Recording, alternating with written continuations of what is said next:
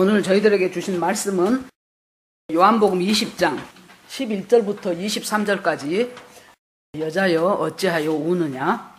네, 같이 읽으시겠습니다. 시작. 마리아는 무덤 밖에 서서 울고 있더니 울면서 굽으려 무덤 속을 들여다보니 흰옷 입은 두 천사가 예수의 시체 누였던 곳에 하나는 머리편에 하나는 발편에 앉았더라. 천사들이 가로되 여자여 어찌하여 우느냐. 가로되 사람이 내 주를 가져다가 어디 두었는지 내가 알지 못함이니이다. 이 말을 하고 뒤로 돌이켜 예수의 서신 것을 보나 예수신 줄 알지 못하더라. 예수께서 가라사대 여자여 어찌하여 울며 누구를 찾느냐 하니 마리아는 그가 동산지기인 줄로 알고 가로되 주여 당신이 옮겨갔거든 어디 두었는지 내게 이르소서. 그리하면 내가 가져가리이다. 예수께서 마리아야 하시거늘 마리아가 돌이켜 히브리 말로 라보니여 하니 이는 선생님이라. 예수께서 이르시되 나를 만지지 말라. 내가 아직 아버지께로 올라가지 못하였노라.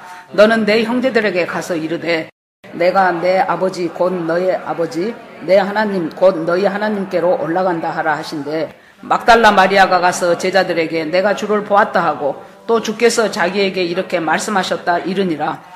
이날 곧 안식 후 첫날 저녁 때에 제자들이 유대인들을 두려워하여 모인 곳에 문을 닫았더니 예수께서 오사 가운데 서서 가라사대 너희에게 평강이 있을지어다 이 말씀을 하시고 손과 옆구리를 보이시니 제자들이 주를 보고 기뻐하더라. 예수께서 또 가라사대 너희에게 평강이 있을지어다. 아버지께서 나를 보내신 것 같이 나도 너희를 보내노라. 이 말씀을 하시고 저희를 향하사 숨을 내쉬며 가라사대 성령을 받으라. 너희가 네 죄든지 사하면 사하여질 것이요 네 죄든지 그대로 두면 그대로 있으리라 하시니라. 아멘.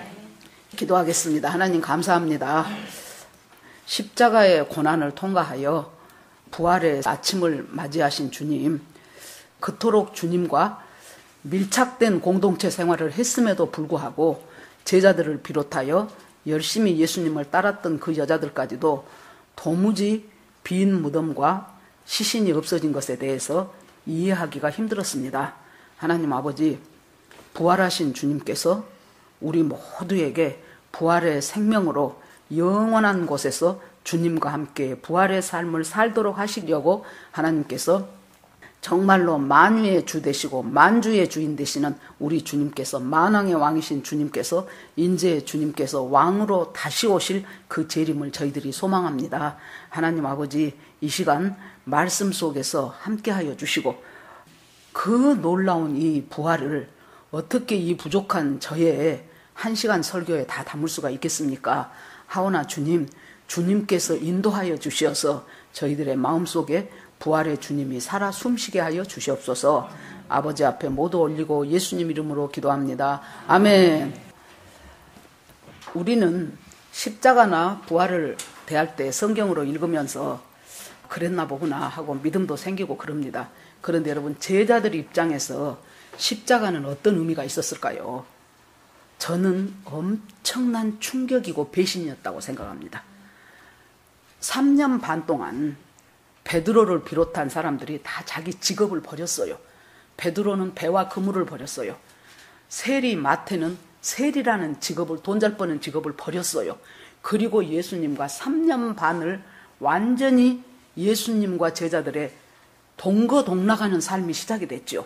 같이 자고 같이 먹고 같이 다니고 예수님이 말씀하시는 그 말씀 속에 제일 측근에서 들었고 예수님이 베푸시는 그 많은 기사와 표적을 가장 가까이서 보았고, 그리고 이분은 분명히 나중에 이제 이 나라를 독립시키고 로마를 다 쫓아내고, 그리고 과거에 우리의 조상 다윗과 솔로몬이 놀라운 부흥 강국을 이루었던 그때의 그 부흥을 다시 회복하실 분, 바로 그분이 예수다라고 생각을 했어요. 믿어 의심치 않았어요. 그랬는데 죽은 사람도 살리고 나면서부터 소경인 사람 눈 뜨게 하고 귀머거리 눈 고치고 성경에 다 기록할 수 없을 만큼 그 많은 기사와 이적을 행하고 누가 봐도 이분은 메시아다라고 할 사람이 세상에 어느 날 잡히더니 너무도 무기력하게, 너무도 어이없이 십자가에서 신음하며 온갖 피를 흘리고 그렇게 하고 그냥 다 이루었다 하고 그냥 딱 숨이 끊어져 버린 거예요. 여러분, 만약에 우리가 그 제자였다면 그때 느낌이 어땠을 것 같습니까? 엄청난 배반감이 들었을 거예요. 그동안 그러면 내가 믿었던 예수는 누구냐? 어떻게 저럴 수가 있어? 엄청난 배신감이 들었을 거예요. 여러분, 가장 큰 배신감이 믿었던 사람한테 당할 때 그 배신감이 굉장히 큽니다. 예수님은 이것은 정말로 하나님이 이 땅에 오셔서 이 민족을 구원하고 나를 구원할 분으로 의심치 않았는데 그 예수가 저렇게 허망하게 죽어버리다니 얼마나 배신감과 충격이 컸겠습니까? 그러니까 이 사람들이 다 도망갔죠. 베드로도 절대로 나는 예수님 끝까지 따라가요. 목숨을 버리는 데까지 따라갑니다. 감옥에 가면 감옥에도 따라갑니다. 그러다가 3번이나 부인하고 다른 제자들은 거기까지 가지도 않았어요. 요한 한 사람 빼놓고는. 그렇게 하고 금요일이 갑니다. 그 뒷날이 안식일이었죠. 그 안식일 하루 동안 각자 제자들과 예수님을 따라다니던 그 여자들이 그 하루를 어떻게 보냈겠습니까?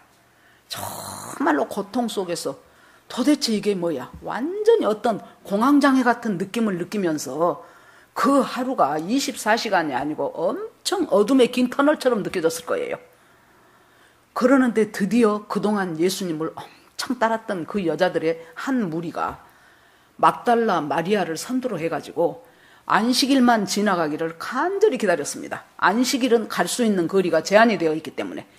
그래서 첫 새벽 아직 어둠이 채 가시기도 전에 막달라 마리아를 비롯한 몇 명의 여자들이 예수님의 시신에 바르기 위해서 향품과 향유를 준비해뒀던 것을 가지고 드디어 골고다 언덕, 갈보리 언덕, 예수님의 무덤을 향하여 가기 시작합니다.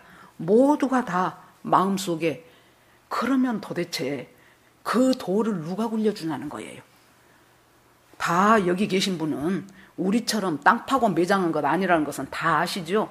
그 사람들의 장사 방법은 그 돌이 바위가 석회암이었어요.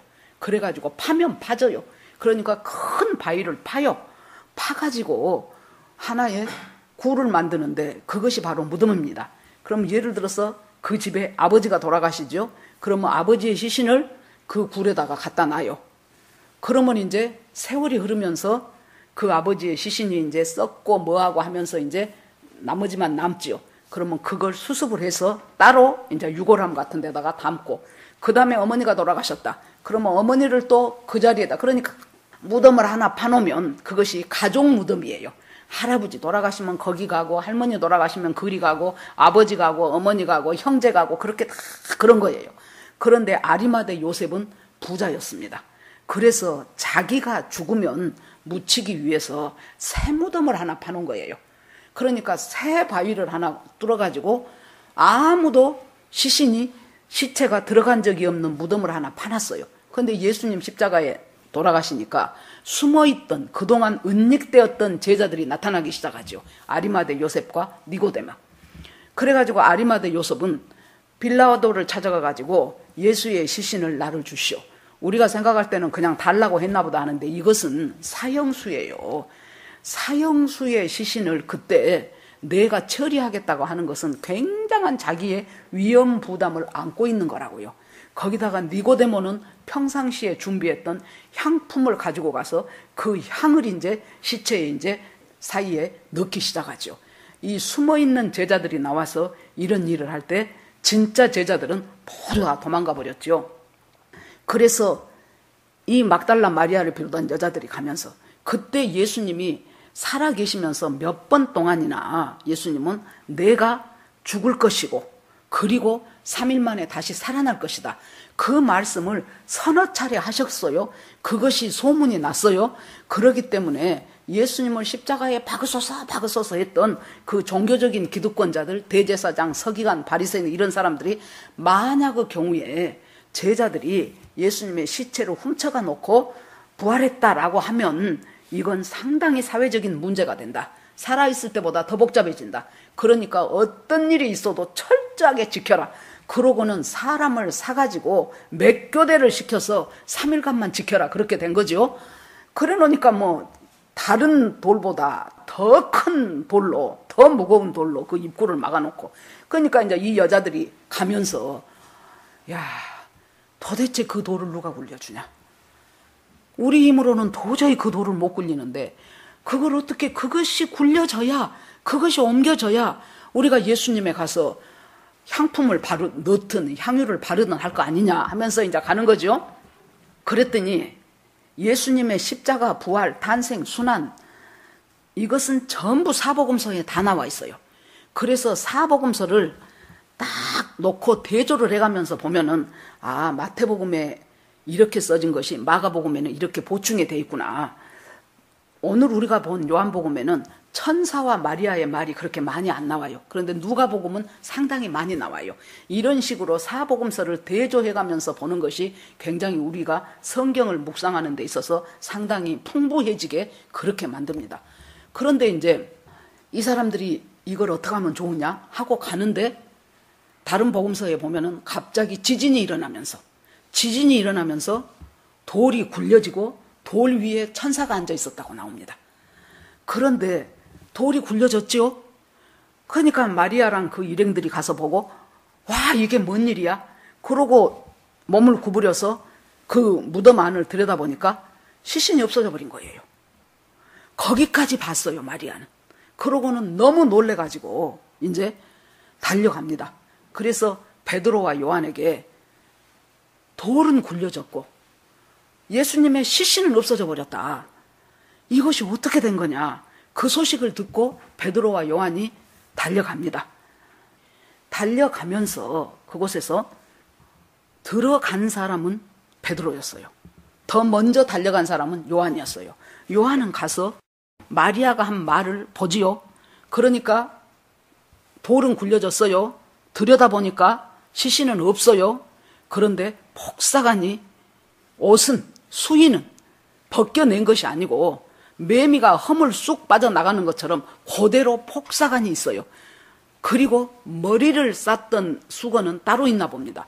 머리를 쌌던 그것은 우리 개역성경에는 개켜있더라 그랬어요. 개켜있단 말은, 머리를 쌌던 것은 이렇게 붕대를 우리가 둘둘 감을 때 감은 것처럼 그렇게 돼 있다는 얘기예요. 그래 놓으니까 이제 베드로가 들어가서 보고, 아, 이상하네. 이것이 이렇게 됐네 하고 나와요. 그러니까 요한이 또 들어가요. 요한은 보고, 거기에 한마디가 더 나옵니다. 보면은 요한은 보고 믿더라 그랬어요. 그래 놓으니까 이 보다라는 말이요, 우리는 다 그냥 보다예요. 그런데 헬라어 성경을 보면은 이 보다라는 단어가 세 가지가 다 달라요. 마리아가 본 것은 되어진 현상을 본 거예요. 돌이 굴러갔네, 예수님 시신 없네, 그거 봤어요, 마리아는. 그 다음에 베드로가 본 것은, 이거 이상하네, 만약에 누가 예수님을 가져간다면 그대로 가져가지, 어떤 사람이 이 머리 수건은 돌돌돌돌 말아서 놔두고 옷은 이렇게 폭사간이 놔두고, 이건 이상하네. 이것이 이제 베드로가 본 거예요. 그 다음에 요한은 뭘 봤어요? 요한은 들어가서 보니까, 아하, 예수님이 분명히 부활하셨는 모양이다. 보고 믿더라 그랬어요. 그러니까 점점 그 보는 것에 대한 관점이 깊어져 가지요. 해석이 달라져 가지요. 자, 그렇게 하고 이 사람들은 다시 집으로 돌아왔더라 그랬어요. 그래서 요한하고 베드로는 와버렸어요. 그런데 오늘 본문 제일 처음에 마리아는 그렇게 나옵니다. 이 마리아는 앞에 굉장히 중요한 접속사 하나가 있는데, 그러나라는 것이 이 우리 성경에는 빠져 있어요. 그런데 제가 어저께 헬라어 성경을 다시 봤어요. 그랬더니 그러나가 들어있더라고. 마리아 대, 그렇게 나와요. 대가 그러나예요. 마리아 대, 마리아가 그러나, 그 말이에요.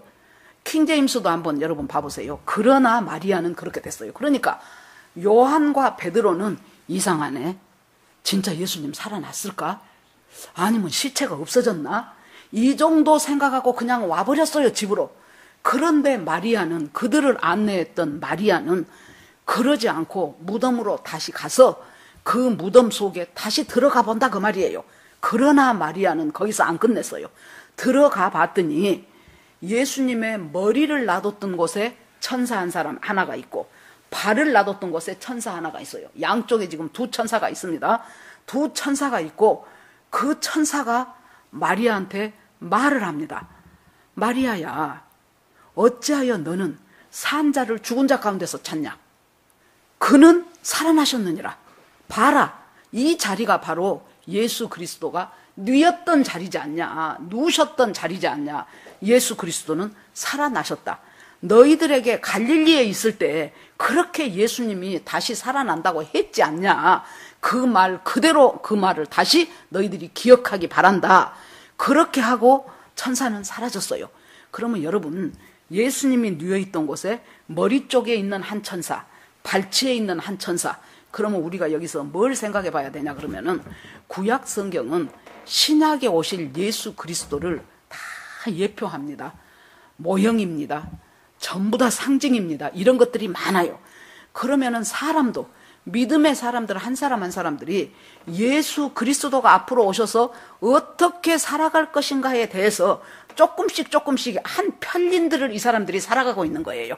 아브라함은 여호와 이레의 하나님에 대해서 얘기하고 있고, 다니엘은 믿음으로 주님 앞에 그리 아니하실지라도 하면서 예수 그리스도의 그걸 나타내고 있고, 요셉은 정말로 그 험한 자기 형제들의 모함을 사가지고 거기에 팔려서 종도 되고 뭐 감옥에도 가고 하면서도 나중에 요셉은 이 모든 고난을 통과하면서 뭐라고 합니까? 형님들, 나를 애굽에 팔았음을 마음 아파하지 마세요. 하나님께서 당신과 당신 자녀들을 먹여 살리기 위해서 나를 먼저 애굽으로 보내셨습니다. 고난을 지내고 난 사람의 정말로 부활의 아침 같은 놀라운 용서함, 그 예수님이 모든 죄를 다 우리를 용서하시는 그것의 예표는 바로 요셉을 통해서 이런 식으로 나오는데, 성막 역시 마찬가지입니다. 성막은 성소가 있고 지성소가 있죠. 그 다음에 성전들이 있죠. 그 다음에 울타리가 쳐졌죠. 그래서 예수님이 나를 통과하지 않고 넘어오는 자는 도둑이고 철도라는 거예요. 그리고 문은 하나밖에 없어요. 그 문은 예수 그리스도를 통과하는 유일한 문이에요. 하나님께로 가는. 그래서 내가 곧 길이고 진리고 생명이니 나로 말미암지 않고는 아버지께로 올 자가 하나도 없다. 이 문을 통과하지 않는 자는 도적이고 철도다. 그렇게 얘기하죠. 그래서 이 성막 자체 모든 것이 예수 그리스도를 예표하고 있는데, 자, 그 성막에 이제 뜰을 거쳐서 들어가면은 성소가 있죠. 성소와 지성소를 가로막는 휘장이 있어요. 그 휘장이, 지성소에는 언약궤가 있고, 이 언약궤에 지성소에는 대제사장이 1년에 한 번, 자기들 달력으로 7월 10일 날 대속죄일에 1년에 한 번 들어가요. 그냥 들어가지 않죠. 염소 2마리를 미리 선택을 해요. 흠 없는 염소. 그래가지고 하나는 아사셀의 염소로 광야로 보내요. 하나는 죽여요. 그래서 그 피를 받아요. 그래갖고 먼저 자기 죄부터 씻음을 받아요. 가족들의 죄 피 뿌려서 씻음 받아요. 그리고 그 피를 양푼에 들고 가가지고 언약궤 위에 있는 시은자가 있어요. 그 시은자 위에다가 그 피를 부어요. 만약에 거기서 어떤 죄가 하나라도 발견이 된다거나 씻음받지 못하는 죄가 하나라도 터져 나왔을 때, 그 사람은 하나님이 너 죽어 그래서 죽은 것이 아니고 그곳에 하나님의 임재가 가득하기 때문에, 하나님의 임재 때문에 죄인이 그냥 죽는 거예요, 거기서.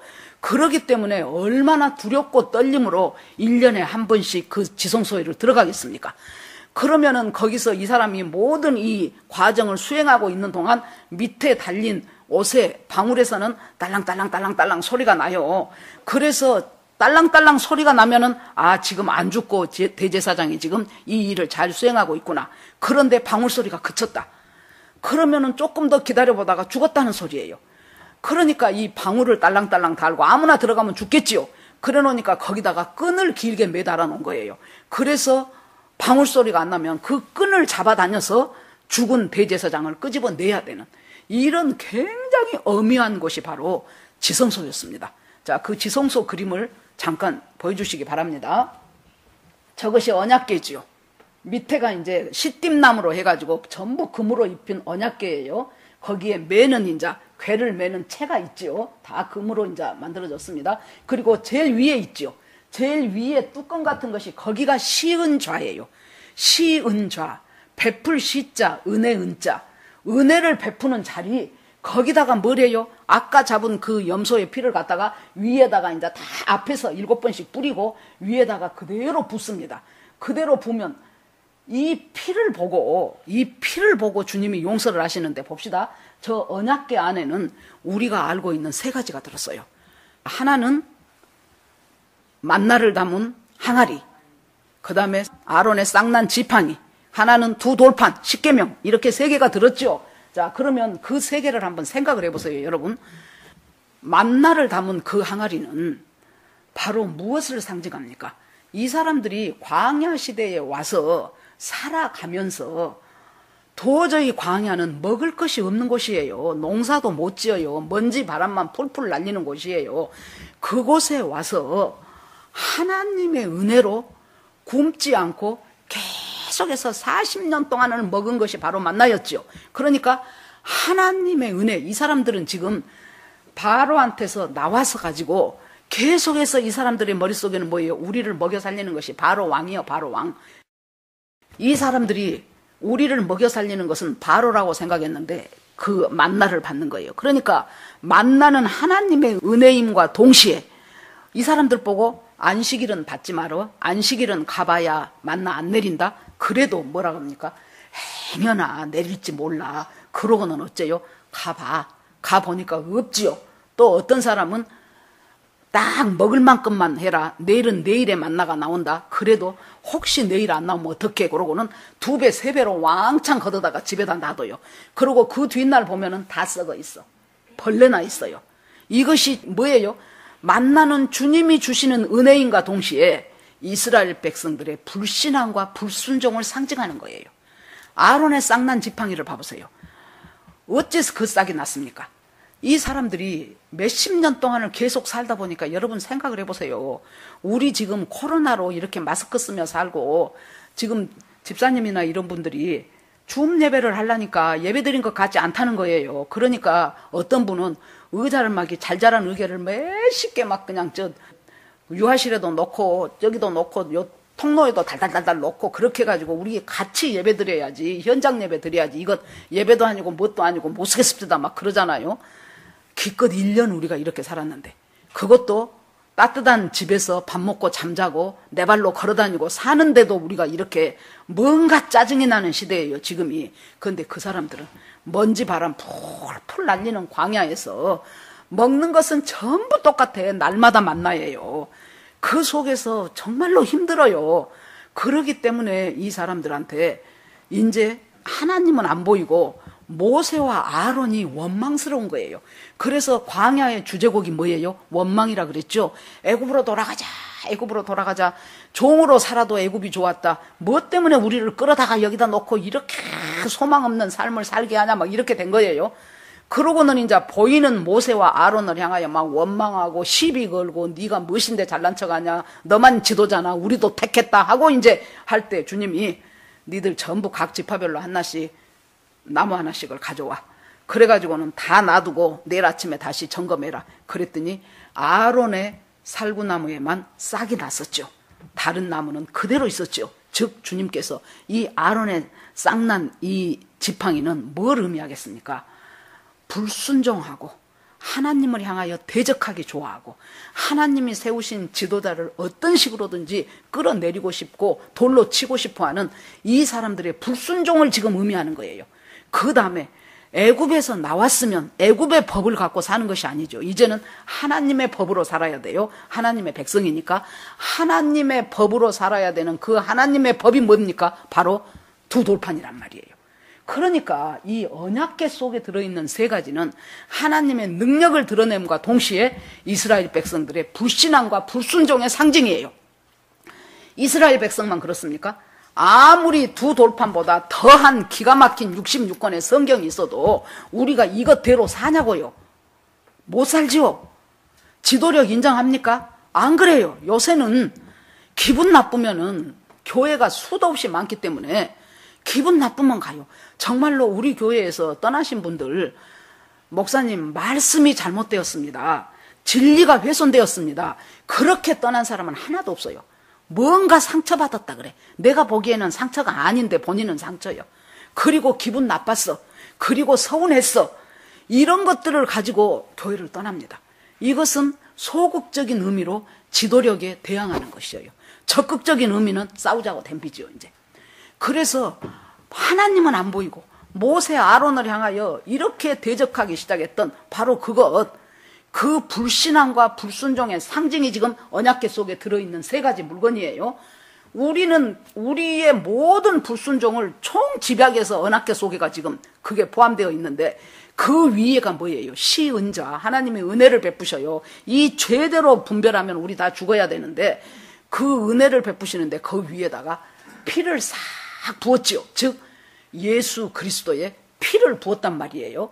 자, 그러면은 그게 아까 잠깐 보여주세요. 저 천사 둘이가 이쪽 끝 저쪽 끝에서 서로 마주대하고 있지요, 얼굴을. 그리고 날개를 쭉 폈지요. 그래서 그 날개를 서로 연하여 되게 하라, 하나님이 그렇게 말씀하셔요. 그래서 날개, 두 천사의 날개가 서로 연하여 있고 둘이가 마주보고 얼굴을 마주하고 있고, 저것이 지금 이 예수님의 부활의 현장에서 어떻게 실현됐다 그 말이에요. 예수님이 누워 계신, 바로 예수님은 밑에 언약궤와 같아 무엇입니까? 인간의 모든 불순종과 불신앙을 대신해서 십자가 지고 피 흘린 그 예수, 거기에 그 피에 의해서 주여 하면서 하나님의 영광을 드러내는 두 천사에 마주보고 있는 이것이 바로 아까 무덤에 들여다보니까 천사가 하나는 머리맡에 하나는 발치에 그렇게 하고 이 천사들이 서 있는 거예요. 그러면서 말을 주고받습니다. 자, 봐라. 너희들이 왜 산자를 죽은 자 가운데서 찾냐? 예수님은 살아나셨다. 요 봐라요. 예수님이 계시던 곳이 비어있지 않냐? 그리고 갈릴리에서 너희들을 가르치실 때 예수님이 그렇게 여러 차례 죽었다가 살아난다고 말했는데 왜 그것을 너희들이 기억을 못하느냐? 왜 기억 못할까요? 수용이 안 돼. 여러분, 그 사람들이 거기서 예수님이 내가 죽었다가 사흘 만에 살아난다는 것이 믿어지냐고요. 그러고 이 사람들은 마음이 딴 데 있어. 예수님이 가서 왕권을 잡으면 지금 아마 이제 며칠 후면 서울시, 부산시 지금 시장 선거하지요. 어저께 하루 내 비가 왔어요. 보니까 9시 반부터 왔어. 제가 좀 산에 좀 가까하고 보니까 하루 내 비가 왔어. 그러는데 간간히 길에서 들리는 소리가 지금 선거운동하는 소리야. 그래서 내가 참 저 사람들도 이 비 오는데 다니면서 참 수고한다. 물론 뭐 아르바이트하고 그러기도 하겠지만은 어찌됐건 자기가 지지하는 후보가 시장 되면 그래도 나한테 콩고물 하나 떨어질까 하고 열심히 쫓아다니지 않겠습니까? 이런 상황 속에서요, 주고받고 이야기를 하는 거예요. 지금 막달라 마리아하고. 갈릴리에서 말했지 않냐. 예수님이 3일 만에 다시 살아날 것이라는 것을. 그러자 마리아가 맞아, 그런 말씀 한 적이 있지 하고 보니까 천사들은 사라졌어.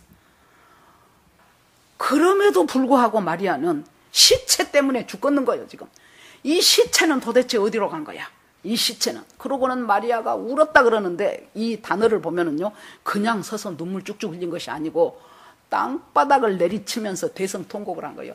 우리 주님 시체는 어디 갔냐고, 우리 예수님 시신 어디다 뒀냐고 하면서 막 이제 막 주여 하면서 가슴을 치면서 막 원 없이 지금 막 소리 내서 우는 거예요.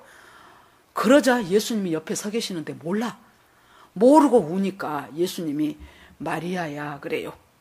어찌하여 죽은 자 가운데서 산 자를 찾느냐. 마리아야, 마리아야 하니까 예수님 음성이거든. 아이고 라보니요. 라보니는 선생님 그 말이에요. 아이고 선생님. 그러기 전에 뭐라 그래요? 동산직인 줄 알았어. 예수님이 그 묘지 운영하는 관리인인 줄 알았다고. 그러고는 제발 이 시체를, 우리 예수님 시체를 어디다 뒀으면은 나한테 말 좀 해주라고, 내가 거기 가서 할 일이 있다고. 그러면서 주여, 시체를 어디다 뒀습니까? 여기서 주여는 여러분들이 와, 이 사람 보고 주여라 그랬네. 그것이 아니고 여기서 주여는 로드가 아니에요. 로드가 아니고 써였어. 그냥 존칭으로 해준 소리예요. 우리 예수님의 시신을 어디다 뒀습니까? 그러니까 예수님이 이따가 마리아야 하니까 예수님 목소리잖아요. 라보니요 하면서 예수님을 잡으려 그래요. 잡으려 그러니까 예수님이 만지지 말라. 내가 아직 아버지께 아직 안 갔다는 거예요. 승천 안 하셨다는 거예요. 여기서 우리가 잠깐 생각해 봐야 될 것이, 왜 예수님은 잡지 말라고 하셨을까? 지금까지 예수님이 육신으로 와서 같이 주고받고 하면서 같이 밥 먹고 같이 이야기하고 같이 다니고 했던 그 모든 관계는 이제 그것으로 육신의 관계는 끝났어요. 이제부터는 조금 후에 예수님 가신 후에 예수님은 하나님 보좌 우편에서 예수님은 우리를 위하여 중보하셔요. 그 대신 누가 옵니까? 성령이 오잖아요. 오순절 때 성령이 와서 그것을 믿는 사람들이 예수 그리스도를 영접하고 받아들일 때 그 성령이 우리한테 와서 이제부터는 우리는 성령을 예수님 대신으로 성령님과 관계하면서 교제하면서 그렇게 살아가야 되는 새 언약의 관계로 들어가게 됐다는 것을 얘기를 해요. 그러면 자 보세요. 예수님이 6월절 절기를 지키라고 하나님이 말씀하지요. 이스라엘 백성한테 6월절에 어린 양 잡지요. 그래서 이제 그 어린 양의 피가 우리 조상을 죽음에서 지나가게 했다. 그걸 이제 깨닫고 6월절을 지켜요. 그러면 6월절이 정월 14일인데 6월절 바로 지난 그 다음 날이 무교절이요. 무교절은 교자가 누룩교자입니다. 없을 무자. 누룩을 없애는 절기가 무교절인데 일주일을 계속해요. 이 사람들은 일주일 동안 뭐합니까? 온 집을 뒤져 살피면서 어디 누룩 숨겨놓은 것 있는가 찾아내는 거예요. 누룩은 죄를 의미합니다. 그래서 예수 그리스도가 십자가에서 죽었다는 그 사실이 바로 내 죄를 사했다는 것을 안 사람들은 그때부터 우리는 날마다 이잡듯이 우리 죄가 하나님께서 가르쳐 주실 때마다 그 죄를 처리하면서 살아야 돼요. 그것이 무교절이에요. 무교절이 딱 시작하는 그 다음날, 그러니까 1월 14일 6월절, 15일 무교절, 16 초실절이에요. 초실절, 처음 익은 열매. 자, 이제 그때 보리 추수를 시작을 합니다. 그러면 보리를 추수해서 한 단을 가져다가 그 단을 갖고 자기가 바로 먹는 것이 아니고 어디로 갑니까? 제사장한테 갖고 가요. 그러면 제사장이 이 열심히 땀 흘려서 보리를 가꿨지만은 이것은 하나님이 비 주고 햇빛 주고 바람 주고 하나님의 은혜로 이렇게 우리가 열매를 거뒀습니다 하고 제사장이 그것을 갖고 요제, 흔들 요자, 흔들어서 하나님 앞에 드리는 제사예요. 흔들어서 드린다는 것은 기쁨과 감사의 표현이에요. 흔들어서 하나님 앞에 드립니다. 그때 중요한 것이 뭐냐면은 아 그랬구나 가 아니고 그것이 흔들어서 드려갖고 하나님 앞에 연락되기, 그 제사가 연락되기 전까지 백성들은 자기들이 추수한 그 곡식을 생으로 먹어서도 안 되고 볶아 먹어서도 안 되고 삶아 먹어서도 안 돼. 먹지 마라 그 말이에요. 언제까지? 그것이 요제로 드려져서 하나님 앞에 연락될 때까지. 그 말은 그러니까 예수님이 십자가에서 죽으시고 부활하시고 승천하는 것이 뭐예요? 올라가죠. 기쁨으로 하나님 앞에 지금 들려 올라가는 거예요. 그때까지는 성령의 열매가 우리한테 안 왔어요.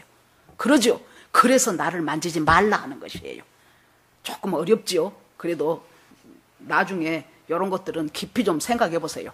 나중에 이제 홈피에서 다시 한번 설교 들으면서 한번 또 씹어보고 또 씹어보시면 이해될 때가 있어요. 그래서 주님이 나를 만지지 말라. 내가 아직 아버지한테 안 갔다. 자, 기쁨으로 드려지는 그 요제가 하나님 앞에 연락되기 전까지 이 사람들은 그 열매를 못 먹었어요. 자, 이렇게 해서 이제 드디어 주님을 만난 마리아는 죽기 살기로 달려옵니다. 제자들한테 나는 만났다. 아까 빈 무덤 봤고 시신 없어진 거 봤고 돌 굴려진 거 봤는데 나는 예수님을 만났다. 예수님이 이만저만하게 말하더라. 그리고 갈릴리로 당신들보다 더 먼저 가 있다고 하더라. 그러니까 사람들이 이 말을 믿어야 될 것도 같고 안 믿어야 될 것도 같고 도대체 진짜 힘들었을 것 같아. 도대체 예수님이 분명히 시신이 없어지고 뭔가 일은 일어나기는 일어난 것 같고 부활하기는 부활한 것 같은데 그래서 어쩌라고. 그래서 지금 나는 무엇이 어쩐다고. 지금 이런 상태 속이에요. 이것을 잠깐 놔두고 우리가 고린도전서 15장으로 넘어가야 돼요. 고린도전서 15장을 부활장이라 그럽니다. 왜 그러냐 그러면은 고린도 교회는 그리스에서 아테네 다음 가는 큰 도시고 항구 도시였어요. 그런데 이 고린도 교회는 굉장히 지식도 많고 은사도 많고 설교 잘하는 사람도 많고 말 잘하는 사람도 많았다 그랬어요. 그런데 문제는 예수 믿기 전에 가지고 있었던 자기들의 그 속성과 성품과 고집과 성질이 안 없어져. 그대로 갖고 있어요. 그러고 예수를 믿으려니 얼마나 부딪힘이 많겠습니까? 이 사람 성질하고 저 사람 성질이 부딪히는 거예요. 여러분, 우리가 살아보세요. 얼마나 다른 사람들, 하나님은 엄청나게 다양한 것을 좋아하셔요. 무지하게 사람이 달라요. 같은 부모가 낳았어도 어찌 그렇게 형제가 다 다릅니까? 5형제 낳아보세요. 5형제 다 달라요. 둘 낳아보세요. 둘 다 달라요. 그렇게 주님은 다양한 것을 좋아하시는 우리 주님이신데, 이 사람들이 우리가 자아가 죽지 않으면 부딪힐 수밖에 없어요. 이 사람들한테 여러 가지 문제가 있었어요. 음행의 문제도 있었지요. 뭐 우상 숭배의 문제도 있었지요. 서로 간에 서로를 재판하는 송사의 문제도 있었지요. 거기다가 부활의 문제가 있었어요. 이 부활의 문제는 뭐냐? 자, 거기에는 이제 그리스의 도시이기 때문에 그리스 철학, 그리스 종교, 그리스 사상, 문화 이런 것들이 왕창 이제 거기에 이제 들어가 있겠지요. 그러니까 여러분, 옛날에 우리 학교 다닐 때 생각을 해보세요. 그 당시에 그리스 철학자들 제일 유명한 사람 소크라테스, 아리스토텔레스, 플라톤, 그 외에 얼마나 많은 소피스트를, 궤변론자들을 얼마나 많았습니까? 맨날 모여서 그 아고레 광장에서 서로 자기가 옳다고 토론하고 토의하고 뭐 그런 나라가 말하자면 그리스의 나라였죠. 거기다가 신화는 또 얼마나 많습니까? 그리스 로마 신화, 뭔 신이 어째갖고 뭐 어떤 이쁜 여자를 하나 봐갖고 뭐 애를 낳았는데 그것이 무엇이 어쩌고 뭐 엄청 많죠. 그런 속에서, 그 문화 속에서 젖어있던 사람들이 예수님이 부활했다는 것이, 예수를 믿는다고 하면서도 안 믿어져. 야, 사람이 죽으면 끝이지 무슨 놈의 부활은 부활이냐. 그것이 에피쿠로스 학파였어요. 에피쿠로스가 어떤 사람들이었습니까? 쾌락주의자들. 육신의 쾌락이 중요하다고 생각한 사람. 그래서 육체가 끝나면 다 끝났다고 생각하는 사람들. 그 사람들은 아이고 무슨 놈의 부활은 부활이요. 없어. 그러고 땡 해버린 사람들. 또 이원론을 주장하고 영지주의에 물들어 있는 사람들은 영은 귀한 것인데 육은 더러운 것이요. 그러니까 영은 부활할지 몰라도 육체는 절대로 부활 안 해. 또 이런 사람들. 야, 유대 사람들 얘기 들어보니까 저 시체를 제자들이 훔쳐갔다고 하던데 혹시 그랬을지도 몰라 하는 사람들. 그래서 부활에 대한 논쟁이 다양했어요. 그래서 성령께서 이 바울로 하여금 고린도 교회의 부활 문제를 아주 명쾌하게 58절이나 걸쳐서 바울이 아주 명쾌하게 결론을 내려버립니다. 거기서 사랑하는 형제들아, 내 말 좀 잘 들어봐라. 그러면서 자, 그러면 우리가 당신들 좋아하는 팩트 체크부터 하자 그 말이에요. 첫째, 예수 그리스도 십자가에 죽었다는 건 너희들 확실하지? 그거 알지? 그것은 믿지? 그거 사실이지? 그러니까 아마 맞다 그랬을 거예요. 그럼 좋아. 예수 그리스도의 십자가에 죽는 것이 단순히 본디오 빌라도나 로마 사람들의 정치적인 어떤 음모였을까? 아니면은 대제사장, 바리새인 이런 사람들 종교 기득권자들의 기득권 싸움이었을까? 겉으로는 그렇게 보이지요. 그런데 그것이 아니고 성경대로 죽었다는 거예요. 이미 성경에 예수 그리스도가 죽으실 것은 다 예언되어 있어. 그 대표가 이사야 53장이에요. 이사야 53장을 뭐라고 말합니까? 메시아 예언장이라 그렇게 불러요. 메시아 예언장. 이사야서 53장. 그가 찔림은 우리의 허물을 인하며 그가 상함은 우리의 죄악을 인함이라. 그가 징계를 받음으로 우리가 평화를 누리고 그가 채찍에 맞음으로 우리가 나음을 입었도다. 우리는 다 양 같아서 그릇 행하여 각기 제 길로 갔거늘 여호와께서 우리 무리의 죄악을 그에게 담당시키셨도다. 이사야서 53장 이제 금방 제가 외운 그것만큼은 최소한 여러분들이 암송을 하고 있어야 돼요. 이사야는 예수님 태어나기 BC 700년경 사람이에요. 그런데 그 사람이 눈앞에서 그리듯이 예수님을 그려낸 거예요. 놀라운 하나님의 계시죠.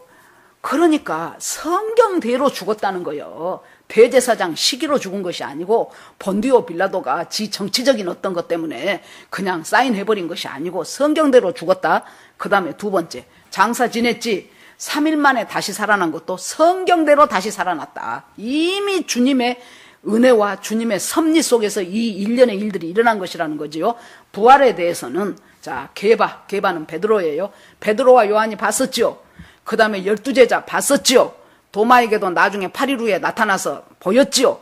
그리고 나서 예수님 승천할 때 500여 사람이 일시에 그곳에 있었다는 거예요. 500여 명이 일시에 그 사람들한테 보였는데 이 고린도전서를 쓸 때는 벌써 그때로부터 몇십 년이 지났어요. 그렇기 때문에 사람들이 많이 죽었어요. 그 500여 형제 중에서 부활의 증인들이 많이 죽었어.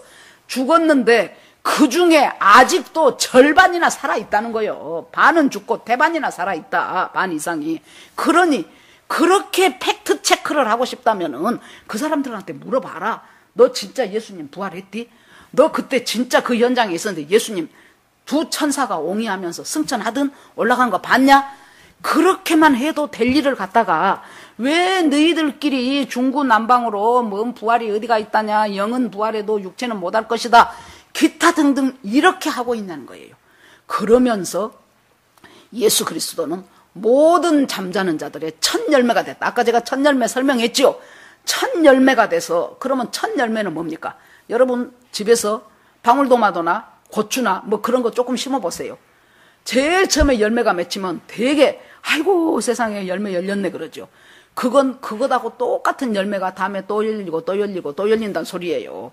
예수 그리스도가 잠자는 자들의 첫 열매가 됐다면 그 뒤를 이어서 예수님을 믿고 예수님께 따라가는 주님의 자녀들이 전부 이렇게 다 부활한다는 얘기예요. 그 부활의 둘째 열매, 셋째 열매, 넷째 열매 계속 부활한다는 거예요. 그러면서 우리가 씨앗을 뿌릴 때 썩어질 것으로 뿌렸는데 부활이라는 것은 썩지 않을 것으로, 우리 육신은 썩어질지라도 썩지 아니할 부활체로 우리가 다시 살아난다는 것을 지금 얘기를 하고 있습니다. 그러면서 바울이 마지막에 가서 참 명쾌하게 설명해. 바울은요 당대 최고의 석학이에요. 가말리엘 문화생 중에서 수석이 바울이었어요. 거기다가 아주 논리가 명쾌합니다. 거기다가 변증가였어요. 그래 놓으니까 복음서에서는 예수님 이렇게 부활했다 그것만 나오는데 그 다음에 바울은 그 부활에 대해서 명쾌한 해석과 적용을 갖다가 딱 해놓은 사람이 바울이에요. 왜 하나님이 바울을 사용하셨겠습니까? 신약성경 27권 중에서 거의 10서너 개를 바울의 입을 통하여, 왜냐하면 그때 그리스의 철학이라든가 로마의 철학이라든가 이런 사람들은 엄청 철학이 집대성되고 뭔가 조직과 체계가 있었어요. 그런데 예수를 믿는 사람들은 구전만 되는 거예요. 그리고 그렇게 똑똑한 사람이 많지 않았어요. 예수님 제자들 봐봐요. 맨날 고기 잡고 그런 사람들 예수님 제자 됐잖아요. 그래 놓으니까 그 하층민들이고 막 노예고, 그래서 예수님의 복음이 구전돼요. 그래서 하나님께서 이 바울이라는 당대 최고의 석학을 통해서 너무나도 명쾌한 논리, 로마서를 봐보세요. 기가 막혀. 그럴 수 있느냐? 그럴 수 없느니라. 그러면 맞아, 그럴 수 없구나. 그렇게 된다니까 우리가 읽을 때. 예. 그 바울을 통해서 이 신약의 기독교가 어떤 것이라는 것을 아주 정확하고 명확하게 편지체로 되어 있지만은 실은 주님의 놀라운 계시가 바울을 통해서 드러나는 거예요. 그 바울이 쭉 부활을 설명하고 나서 그 다음에 이제 이 부활을 뭐라고 말했냐 그러면은, 형제들아 제가 읽어줄게요. 내가 이것을 말하노니 혈과 육은 하나님 나라를 유업으로 받을 수 없고 또한 썩은 것은 썩지 아니할 것을 유업으로 받지 못하니라. 자, 이 부활에 동참하고 부활체가 된다는 것은 그냥 육신에만 속해서 먹고 마시고 시집가고 장가가고 그쪽으로만 살라고 하는 사람한테는 이 빛나는 부활의 영광이 못 있다 그 말이에요. 이 주님과 같이 부활의 생명을 못 누린다 그 말이에요. 그 다음에 놀라운 말이 나오지. 51절 보라, 내가 너희에게 비밀을 말하노니 우리가 다 잠잘 것이 아니요 마지막 나팔에 순식간에 홀연히 다 변하리니. 이것이 데살로니가 전서 4장하고 연결되잖아요. 내가 비밀을 말하겠다. 이 비밀은 우리가 잠잔 채로 계속 죽어 있는 것이 아니고 어느 날 마지막 나팔 소리가 들리는 날이 있을 거예요. 여러분 이걸 한번 소망을 하셔야 돼요. 나팔 소리가 들리면서 천사장의 나팔 소리와 호령으로 확 나팔이 불려지면서 천사장의 소리가 들리는데, 보라 신랑이로다 맞으러 나와라 하고 내 이름이 불려질 때, 그럴 때 우리가 몸이, 제 말이 아니고 성경에 너무나도 명확히 기록된 말이에요. 그때 우리가 순식간에 홀연히 변화돼 버려. 그러니까 지금 이 중력의 법칙을 받고 있는 지금 이 몸이 아니라니까요. 순식간에 홀연히 변하면서 자석에 쇠붙이가 못과 앞전 그런 것이 두루룩 따라 올라가듯이 순식간에 호련히 변하여 공중으로 들림을 받아요. 그것이 바로 휴거예요. 그것이 데살로니가 전서 4장의 말씀이에요. 그런데 그것이 안 믿어지지요, 사람들이. 여러분, 이것이 믿어지는 것이 은혜고, 안 믿어지면은 하나님, 나는 이것이 내 상식으로는 안 믿어지지만은 주님이 성경에서 그렇게 하신다고 하니 내가 믿도록 하겠습니다 하고 주님 앞에 내 의지를 드려봐요. 그러면 어느 날 보니까 주님이 내 마음속에 그 믿음을 불러일으키셔요. 그래서 호련히 다 변화하리니 나팔 소리가 나매 죽은 자들이 썩지 아니할 것으로 다시 살고 우리도 변화하리라. 이 놀라운 말씀을 붙잡으시기 바랍니다. 부활신앙이 없으면은 즉 복음이 없는 거예요. 복음이 없으면은 예수님과 나하고는 아무 상관이 없어요. 상관이 없으니까 우리가 주님 나라가 임할 때에 나는 주님과 상관없는 곳으로 가 있게 돼요. 어떤 사람들은 그래요. 하나님은 사랑이라면서 어떻게 사랑인 사람들이 천국만 만들지 지옥을 만들어갖고 자기 좀 안 믿는다고 거기다 다 집어넣냐. 그건 말이 안 된다. 여러분, 하나님이 지옥을 만들 때 사람들 넣으려고 안 만들었다 그랬죠. 바로 루시퍼, 천국에서 천상에서 떨어져 버렸던 하나님 대적했던 루시퍼와 그 일당들, 걔네들이 나중에 영원한 불끄덩이 유황불에 들어가기 위해서 만들어 놓은 것이 지옥이에요. 그런데 하나님은 우리한테 자유의지를 주셨어. 예수를 믿을 수도 있고 안 믿을 수도 있어요. 예수 그리스도를 따라갈 수도 있고 사탄을 따라갈 수도 있어요. 이야, 며칠 전에 여러분 유튜브 보신 분들 알란가 몰라. 나이키 신발인데요. 그 나이키 신발을 나이키 본사에서는 자기들은 그거 안 만들었다고 하더라고. 아마 어떤 사람이 그 신발을 갖고요. 신발을 만들었는데 사탄 신발을 만들었어. 그래갖고 이 운동화 끈 있는 데 있죠. 거기다가 둥그렇게 사탄을 상징하는 바포맷 있죠. 그 염소의 뿔처럼 생긴 그 바포맷으로 이렇게 해서 그걸 딱 부착해 놓고 놀라운 것이 신발 바닥 있죠. 그 바닥이 빨갛게 돼 있더라고. 그래서는 그런가 보다 했더니 그곳에 빨간 잉크를 넣는데 그 빨간 잉크 넣을 때 사람의 피를 한 방울씩 넣더구만. 그렇게 해갖고 딱 한정 판매요. 그 한정 판매 숫자가 몇 개인 줄 압니까? 666켤레.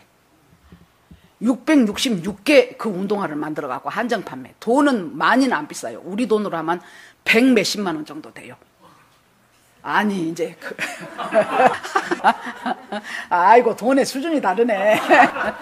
나는 그렇게 해갖고 한 1000만 원 받는다 그런 줄 알았어요. 그랬더니 100 몇십만 원 받더라고요.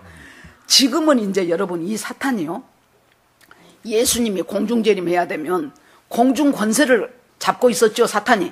그랬는데 예수님이 공중재림해야 되니까 요것들이 전부 밑으로 내려와요. 그래가지고 이제는 노골적으로 사탄인 것을 드러내버려. 그냥 노골적으로 하는 짓들이 그냥 노골적으로 사탄이에요. 그 전에 제가 몇 번 얘기했죠. 마릴린 맨슨인가 하는 그 미국의 가수 있었죠. 그 가수가 우리나라로 왔어. 우리는 별로 모르니까.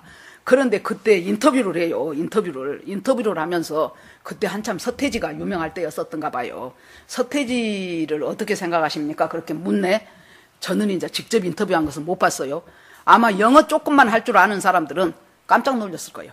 그랬더니 이 마릴린 맨슨이 생방송이에요. 뭐라고 하냐 그러면, 아, 서태지가 뭐 인물도 좋고 뭐 핸섬한데, 그런데 서태지도 나처럼 영혼을 사탄한테 팔았다. 그러기 때문에 더 정이 간다. 자기도 팔고 얘도 팔았으니까. 왜 가수들 가운데서 이런 일이 많이 생길까요? 원래 사탄이 하나님을 찬양하도록 만들어진 천사였어요. 그랬기 때문에 하나님 이 찬양을 가지고 하나님을 찬양하고 숭배하기 때문에 가수들 가운데서 영혼을 팔고 그것에도 사탄의 힘을 얻어가지고 엄청나게 뜨는 사람들이 옛날에 뭐 엘비스 프레슬리고 뭐 마이클 잭슨이고 뭐 아이고 또 배우 중에서는 옛날에 마릴린 먼로고 뭐 하여튼 뭐 줄줄이 나옵니다. 여러분, 이런 상황 속에서 지금 우리가 부활의 새벽을 오늘 맞이한 것입니다. 자, 그러면서 호련히 우리가 변화할 때 천사장의 나팔 소리에 우리가 호련히 변화하면서 이것이 비밀이라 그랬어요, 바울이. 아마 바울은 삼층천 갔을 때 이 모든 비밀을 깨달았을 것 같아요. 하나님 가르쳐 주셨을 것 같아요. 그래서 호련히 변화하리니 그때 우리가 썩어질 몸이 썩지 않을 몸으로 다시 부활할 것이다. 아담이 범죄함으로 인간의 죽음이 들어왔어요. 예수 그리스도가 마지막 아담이신 예수 그리스도가 십자가에 죽으심으로 무엇이 왔습니까? 생명이 온 거예요, 우리한테. 그래서 그 죽음을 이기고 살아날 생명이 된 거예요. 자, 이제 다시 또 이제 요한복음으로 갑니다. 이래 두고 요한복음으로 가니까 모두가 다 지금 제자들이 지금 달달 떨고 여자들이 예수님이 이만저만 했다는데 믿어지지는 않지. 거기다가 또 엠마오로 가던 두 제자가 우리 길 가다가 예수님 만났어. 그래서 고향 가다가 다시 유턴해갖고 지금 이리 왔어. 야, 예수님이 아주 저 창세기부터 해갖고 예수님 아주 십자가에 죽고 부활할 것 그것을 설명할 때 우리 가슴이 뜨겁지 않더냐 막 둘이 막 그러면서 예수님 부활하셨다. 그러니까 나머지 제자들은 도대체 이걸 믿어야 돼 말아야 돼 하고 있는 판에 달달 떨고 있는 판에 예수님이 쑥 들어오면서 너희에게 평강이 있을지어다. 이거 도마 설교하면서 제가 몇 주 전에 했던 얘기예요. 너희에게 평강이 있을지어다. 샬롬 그러면서 예수님이 평강의 근거로 뭘 보이셔요? 자, 나 이 손에 못 박혔지? 봐라. 그러니까 이 사람들이 예수님이 쓰고 오니까 이 제자들이 거기서 뭐예요? 영인 줄 알았다 그랬어요. 영인 줄 알았단 말은 귀신이 오는 사람. 귀신인 줄 안 거예요. 안 그래도 지금 달달 떨려 죽겠는데, 뭐 여자들은 봤다 그러고, 막 이제 뭐 무덤은 뭐 비무덤이 됐다 그러고, 아주 속 시끄러워 죽겠는 판인데, 아니, 저기서 무시 쓰고 오는데, 보니까 예수님 형상인데, 문 다 잠궈 놨는데 쑥 들어오니까, 원만 이제 여기에 귀신까지 왔구나. 이제 이렇게 생각이 된 거예요. 그러니까 주님이, 자, 봐라. 나다, 나. 얘들아, 나요. 자, 손바닥 볼래? 못자국 보이지? 그 다음에 자, 봐라. 여기 창자국. 창 찔린 자국 보이지? 자, 주님이 부활하신 증거로 내보인 것 치고는 너무 별것 아니지 않습니까? 그러나 그것이 바로 십자가예요. 부활하신 증거로 십자가를 거치지 않으면 우리가 도저히 부활이 깨달아지지가 않아요. 그러면서 주님이 놀라운 말을 하죠. 숨을 훅 쉬면서 너희가 성령을 받을 것인데 숨을 쉬면서 네 죄든지 그대로 두면 죄 그대로 있고 그대로 사하면 사게 되리라는 놀라운 말씀을 하셔요. 제가 몇 주 지냈는데 여러분 말하면 기억날 거예요. 그 숨을 내쉰다는 것이 뭐라 그랬어요? 하나님이 인간을 창조할 때 진흙을 갖고 주물떡주물떡 만들었죠. 그거 그대로 뒀으면 진흙 덩어리예요. 그런데 주님이 그 코에 생기를 불어넣으시니 비로소 사람이 된지라 비로소 생명이 된지라. 그때 생기를 불어넣으시니 하는 말하고 예수님이 오셔가지고 숨을 내쉰다는 것하고 똑같은 소리라니까요. 여러분, 그래서 성령이 내 안에 들어올 때 비로소 우리는 살아있는 사람이 되고 살아있는 영이 되는 것이요. 이 일을 지금 하시기 위하여 주님께서 부활하시고 승천 40일 후에 승천하시고 그리고 10일 후에 오순절에 성령이 왔고 그 성령이 거기에 있는 모든 사람들에게 다 들어가고 그러면서 이 사람들을 통하여 계속해서 주님의 복음이 번져가기 시작해서 오늘날 우리한테까지 왔죠. 자, 그러면 이제 15장 아까 고린도전서 마지막에 이제 마지막 권면하고 마치겠습니다.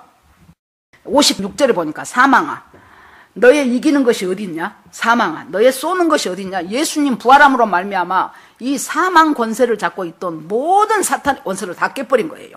너 이기는 것이 어디 있냐? 너 쏘는 것이 어디 있냐? 없단 말이에요.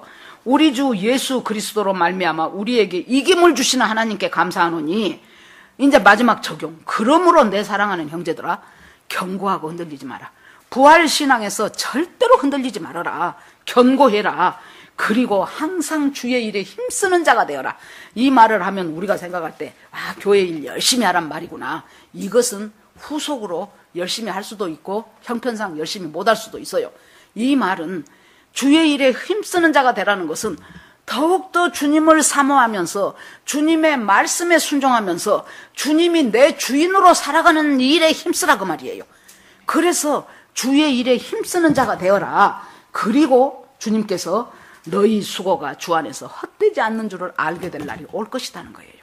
우리가 내 자신을 자꾸 십자가에 못 박으면서 자꾸 주님 앞에 주님 그렇습니다. 말씀이 이런데 제가 참 그것이 안 됐네요. 주님 이 부족한 저를 또 주님 앞에 올려드립니다. 하나님 저를 다스려 주시옵소서. 여전히 주님은 나의 왕이십니다. 주님, 저를 인도해 주시옵소서. 제가 말씀대로 살아가는 사람이 되게 하옵소서. 이렇게 하면서 나를 자꾸 예수님 앞에서 그 자아를 십자가에 못 박으면서 산 것 별것 아닌 것 같고, 그것이 엄청나게 큰일 아닌 것 같은데, 나중에 우리가요, 예수님을 다시 만나게 됐을 때 주님이 우리한테 베풀어 주셨던 그 상급을 보면 놀래 자빠져. 이럴 줄 알았으면 더 순종할 걸. 이럴 줄 알았으면 더 주님의 뜻에 합당하게 살 걸. 이럴 줄 알았으면 진짜 말씀이 나를 통치하도록 하면서 살 걸. 그런 날이 와요. 목사님, 근거가 무엇입니까? 지난주에 설교했던 한 문화, 구원으로 붙잡고 있었던 한 문화, 기도로 붙잡고 있었던 한 문화, 순종으로 붙잡고 있었던 그 한 문화, 그 한 문화를 막 주님이 은혜 줘갖고 남겨갖고 10개, 5문화 만들어 놓으니까 나중에 주인이 와갖고 막 칭찬해주고 그 10개 다 너 가져. 그리고 내가 10골을 다스리는 권세를 너한테 줄게. 한 문화, 그것도 누가 줬어요? 주인이 줬잖아요. 지가 만든 것 아니고. 주인이 준 한 문화 갖고 주인이 막 옆에서 막 잘한다 해주니까 막 신나갖고 막 2개, 3개, 5개, 10개 만들어 놓으니까 주인이 와갖고 막 잘했다고 하면서 엄청난 비교할 수도 없는 상급으로 갚으시잖아요. 그것이 우리 주님이셔요, 여러분. 그것을 확실히 안다면 우리가 주를 위해서 어떤 수고와 어떤 자존심 상함과 어떤 것들에서 내가 희생하고 헌신하는 것들이 있다 할지라도 그것은 엄청나게 수지 맞는 장사라고요. 그러고 내가 한 거 아니에요.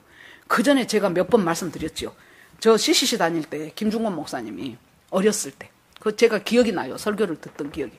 어렸을 때 자기 아버지가 자기한테 붓글씨를 가르쳐. 그 초등학교 1학년 될까 말까 한 애 손, 그 쬐끄만 꼬마 손에다가 붓을 들려주고 아버지가 위로 딱 이렇게 아버지 큰 손으로 덮어요. 그래가지고 붓글씨를 써. 예를 들어서 뭐 서로 사랑하자 그러면 썼어. 그러면 애는 뭐만 하고 있어요? 붓만 잡고 있어. 애 손은 아버지가 위에 얹어갖고 아버지가 다 써. 그래놓고는 다 쓰고 나면은 꼭 아이고 우리 아들 붓글씨 잘 썼네 그런다 그 말이에요. 그것이 하나님과 우리의 관계예요. 내가 뭔가를 하는 것 같고 수고하는 것 같지만 여러분 실은 우리 주님이 그 위에 손을 얹어갖고 다 하시는 거예요. 그래서 뭐 좀 했다고 너무 재지 말자고요. 내 수고인 양 너무 잘난 척하지 말자고요. 우리가 전부 주님이 하셔요.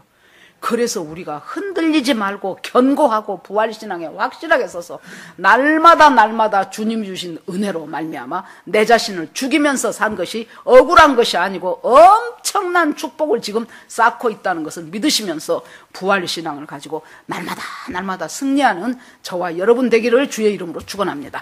예, 이 시간에 주여 한번 부르고 같이 기도하겠습니다. 주여 하나님 아버지, 오늘 부활주일입니다. 참 이 부활은 분명한 역사적인 사실인가 동시에 사실로 끝나는 것이 아니고 하나님 아버지 정말로 예수님 대신 성령이 오셔서 성령의 인도대로 우리를 살아가서 결국에 영원한 나라에서 이 세상에도 성령의 인도대로 승리하며 살지만은 영원한 나라에서 영원히 주님과 같이 더불어 사는 놀라운 은혜를 주시기 위해서 그 표징으로 부활을 주신 주님께 감사와 영광과 찬송을 올립니다. 하나님 아버지, 주님께서 저희와 함께 하시고 아버지 날마다 이 말씀이 저희를 인도해 가게 하시고 말씀이 저희를 다스리게 하시고 성령의 세미한 음성을 듣고 잘 따라가는 우리가 되게 하여 주시옵소서. 하나님 앞에 모두 올립니다. 우리와 우리 가족, 우리 교우들 하나님 모두가 주 안에서 믿음으로 살려고 하는 모든 사람들에게 성령께서 더 없는 아버지 기름 부음으로 계속해서 부으시어서 하나님 날마다 승리하면서 믿음으로 사는 우리 모두가 되기를 간절히 원합니다. 계속해서 흔들고 불안하게 하고 두렵게 하고 힘들게 하고 걱정하게 만든 이 모든 것들 악한 사탄의 괴계를 나사렛 예수 그리스도의 이름으로 다 쳐내버리고 항상 아버지 살아가면서 이기는 자 되게 하여 주시옵소서. 주님 앞에 모두 올려드리고 예수 그리스도 이름으로 기도합니다. 아멘.